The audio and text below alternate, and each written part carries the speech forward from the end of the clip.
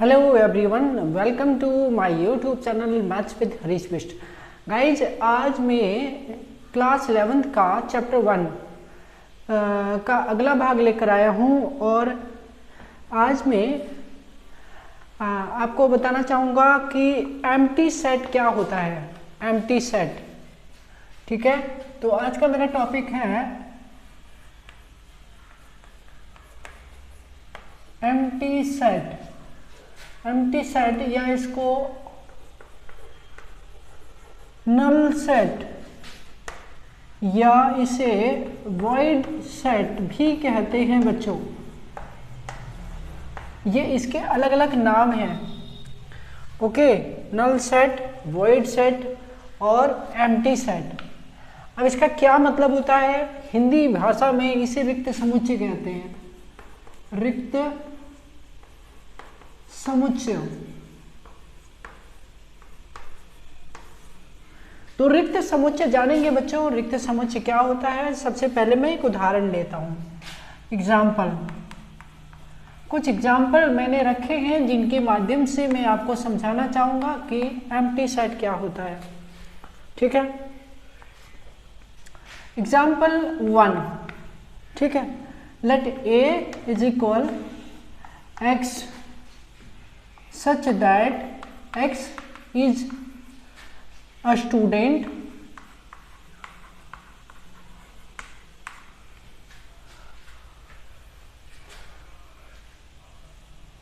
presently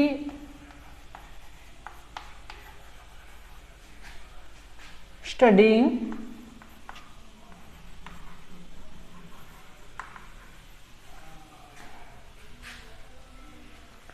in both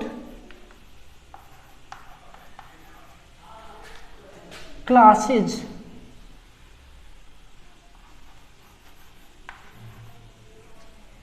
tenth and 11th।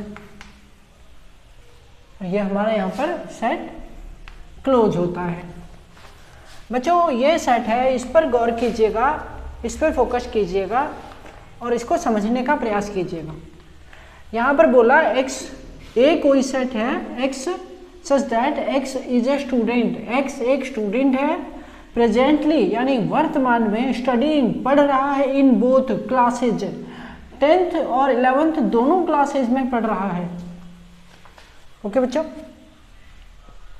अब अगर हम देखें तो ऑब्जर्व करते हैं तो हमारा ऑब्जर्वेशन क्या कहता है?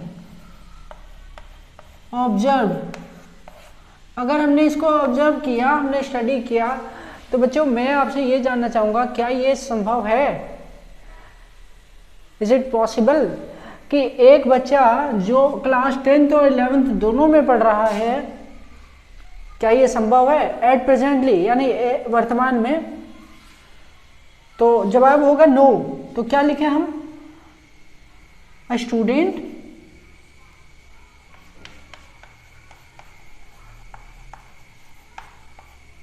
cannot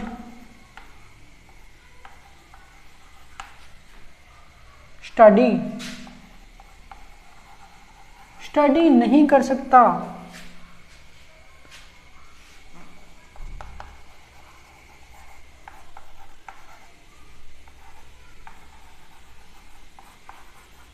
simultaneously in both classes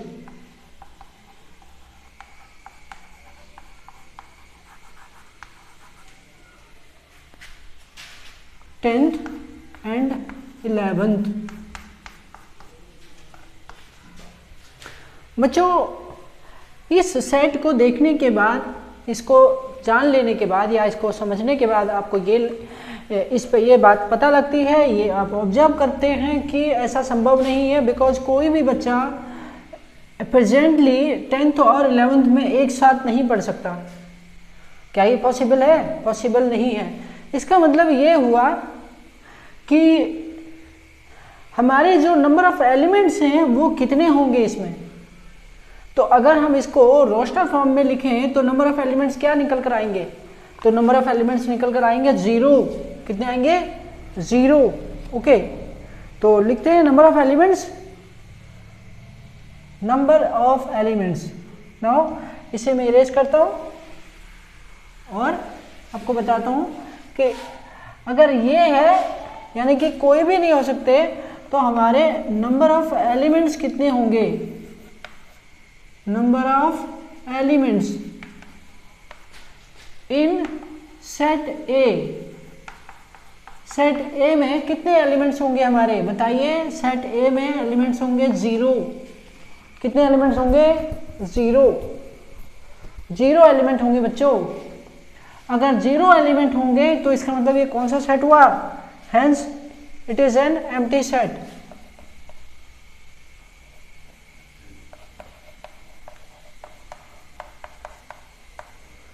it is an empty set. तो इस तरह बच्चों एम्प्टी सेट इस एग्जाम्पल से क्लियर हो जाता है। ठीक है, आई होप आपको ये समझ आ गया होगा। अब मैं आपको बताता हूं दूसरा एग्जाम्पल। एक और उदाहरण से हम एम्प्टी सेट को समझते हैं।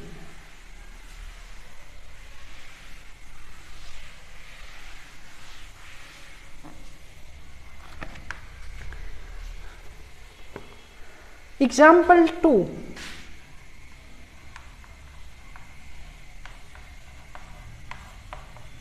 बच्चों एग्जाम्पल 2 में लेट बी कोई सेट है और x सच दैट 1, जो x है ना 1 is less than x and x is less than 2। x is a natural number, x is a natural number।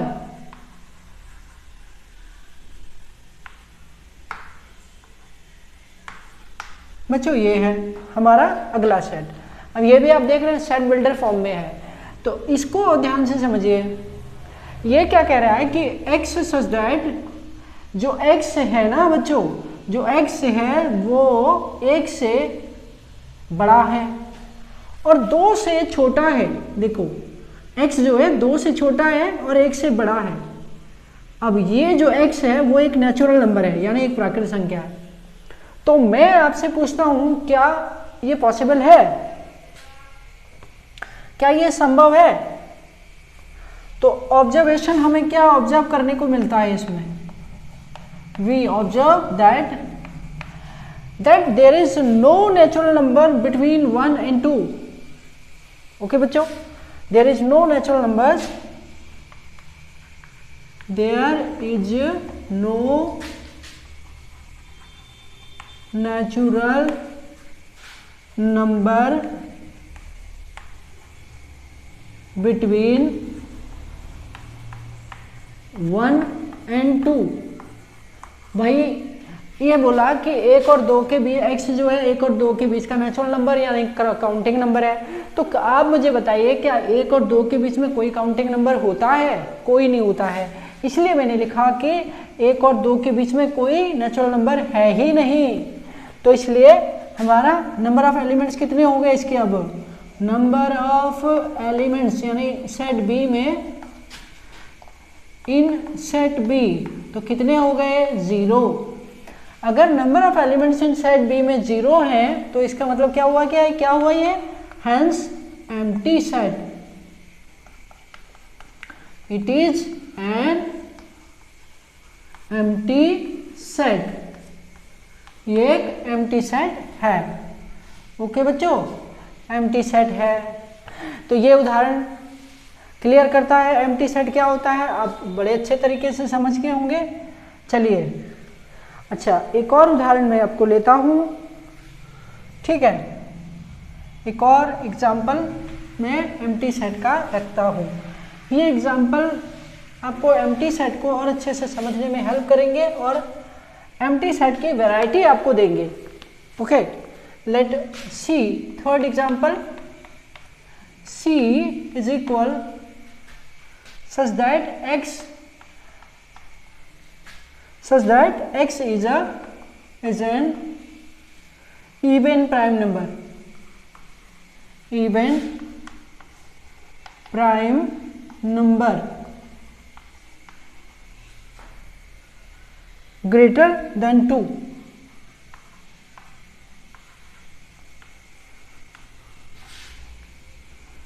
Greater than 2। बच्चों ये है, ये सेट बिल्डर सेट सी की सेट बिल्डर फॉर्म है। ये कह रहा है कि मतलब सेट बिल्डर फॉर्म में लिखा हुआ है। ओके, हमें इसके नंबर ऑफ एलिमेंट्स पता लगाने हैं और उसके बाद बेस पर ये बताना है कि एम्प्टी सेट है या नहीं है। तो भाई ये बोल रहा है कि एक इवन प्राइम नंबर जो कि 2 से बड़ा हो। देखिए बच्चों, अगर आप ध्यान दें तो प्राइम नंबर क्या होते हैं? प्राइम नंबर आर वो नंबर जिनके केवल 2 फैक्टर होते हैं, ठीक है, which have only 2 factors, 2, 3, 5, 7, 11, 13, 17, 19 etcetera, all these. अब ये सारे नंबर में 2 कहता है 2 से बड़ा prime number, prime even number भी होना चाहिए और प्राइम नंबर भी होना चाहिए। तो आप मुझे बताइए, क्या 2 से बड़ा कोई भी नंबर, 2 को छोड़कर क्या कोई भी और प्राइम नंबर इवन नंबर है या आपने पढ़ा है? तो जवाब है बिल्कुल नहीं। ऐसा कोई नंबर है ही नहीं 2 को छोड़कर जो कि इवन नंबर हो और प्राइम भी हो। ठीक है बच्चों, ओनली ऑन 2 ऐसा नंबर है जो इवन भी है और प्राइम है। 2 को छोड़कर बाकी कोई भी नंबर इसमें नहीं आता है। तो हमने क्या ऑब्जर्व किया? हमने ये ऑब्जर्व किया there is no prime number. Okay, लिख लेते हैं।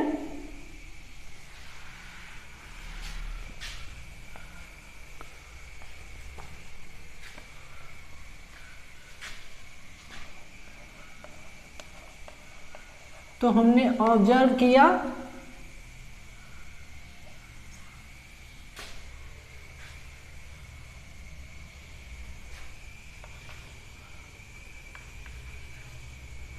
there is no even prime number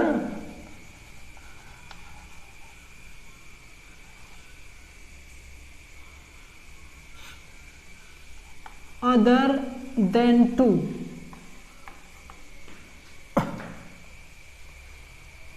बच्चों, 2 को छोड़कर कोई भी और प्राइम नंबर ऐसा नहीं है जो इवन हो। ओके, तो इसका मतलब नंबर ऑफ एलिमेंट्स कितने हो गए?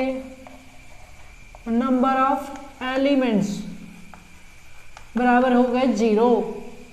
तो भाई ये क्या हुआ? अगर अब इसके नंबर ऑफ एलिमेंट्स 0 है तो इसका मतलब क्या हुआ? इसका मतलब हमारा ये एक एम्प्टी सेट है। Hence it is an empty set। ये एक empty set है। तो बच्चों ये उदाहरण आपको क्लियर करते हैं। ऐसे बहुत सारे उदाहरण आपको देखने को मिल जाएंगे जो empty set को वेरीफाई करते हैं। चलिए अब हम बात करते हैं इसकी डेफिनेशन की। तो इसके बेस पर, अच्छा, इन एग्जाम्पल के बेस पर हमको इसको डिफाइन कैसे करें? तो क्या कैसे डिफाइन करें?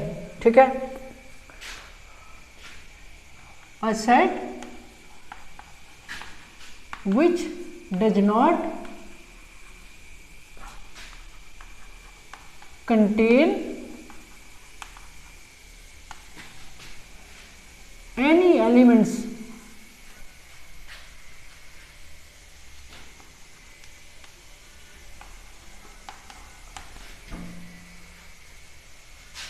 is called an empty set। तो बच्चों ये एक ऐसा सेट जो कोई एलिमेंट कंटेन नहीं करता, उसे क्या कहेंगे? उसे कहेंगे empty set। और ये डिनोट किया जाता है, denoted by the symbol, denoted by the symbol phi। बच्चों इसे phi पढ़ते हैं, phi। और इसको हम ऐसे भी दिखा सकते हैं, ये इसे फाई बोलेंगे, इसका मतलब हो गया कि सेट है ये, इसके अंदर कोई एलिमेंट्स नहीं है, तो इसको क्या बोलेंगे, जीरो एलिमेंट्स। मतलब अगर आपको एम्प्टी सेट को सिंबलाइज करना है तो उसका सिंबल ये है, इसको फाई पढ़ते हैं। ओके, अच्छा एक और बात एम्प्टी सेट के बारे में। एम्प्टी सेट एक फाइनाइट सेट होता है, इस बात को नोट कर लीजिएगा, नोट दैट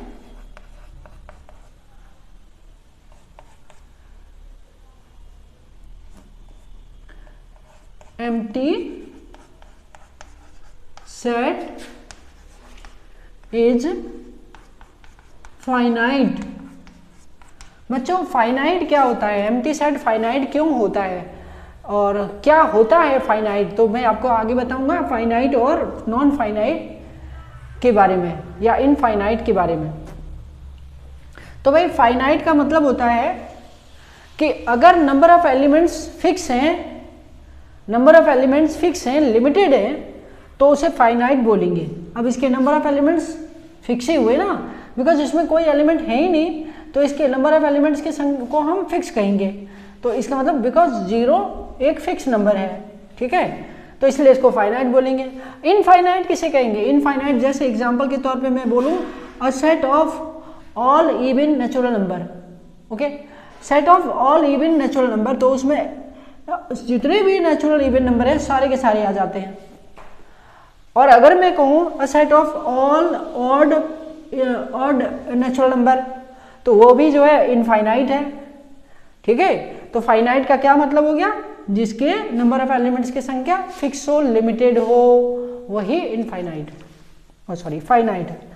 तो ये हमारा एम्प्टी सेट टॉपिक खत्म होता है और अब हम बात करते हैं फाइनाइट सेट की और उसी पर आते हैं,